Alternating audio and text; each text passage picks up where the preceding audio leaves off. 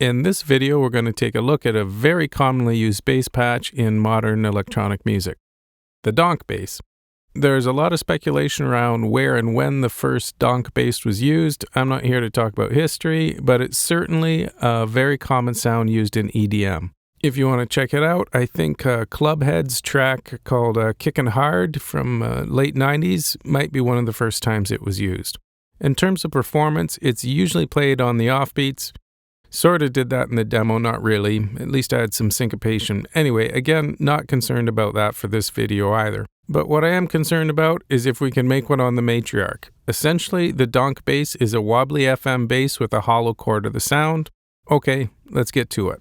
Alright, so let's start with our VCOs. Instead of using Matriarch's oscillators, I'm going to use the filter as our voice. Sine waves are perfect for this sound.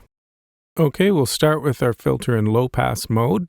We're going to make sure there's no envelope modulation, and let's turn up our key tracking. I'm going to flip on drone mode so we can hear this, crank up the resonance in VCF2, and bring down the cutoff. And obviously, we're going to tune the filter with our cutoff. Going to go for a C, but I have to play a C on the keyboard first.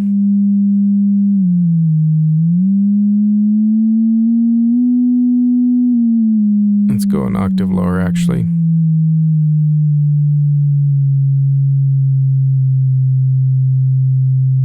Good, that's close enough.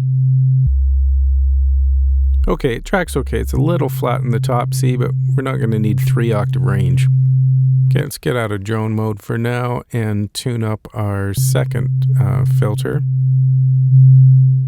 Now for this one, we're going to use spacing to tune it. I'm just going to do it by ear.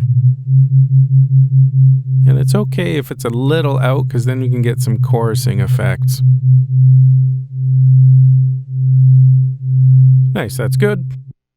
Okay, now let's work a little bit on our amp envelope. Going to bring sustain all the way down and decay to around just a little bit under 9 o'clock and a tiny little bit of release. Cool, and we're already halfway there. Okay, let's start setting up the frequency modulation. So I've got a patch out of the keyboard CV out of the back of the Matriarch in the rate input on the LFO. So in other words, we're going to key track the LFO.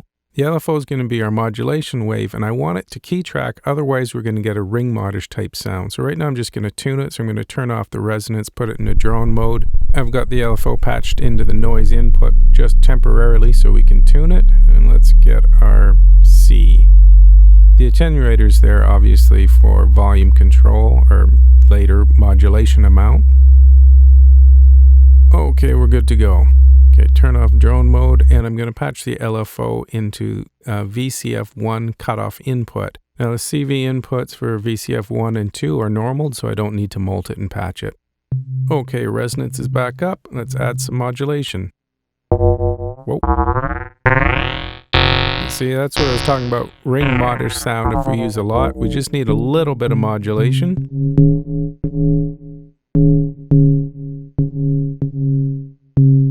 That's good there. But the more modulation we use, the further it's going to get from the original pitch, as you can hear. But it is going to sound pretty cool though.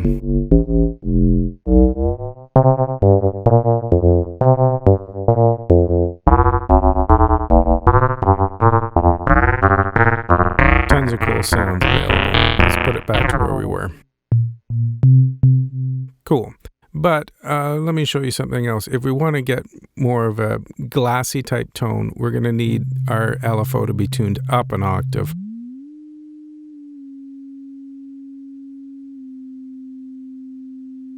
That's good. Okay, let's just patch that back into the CV input and bring back our resonance. And let's hear the difference.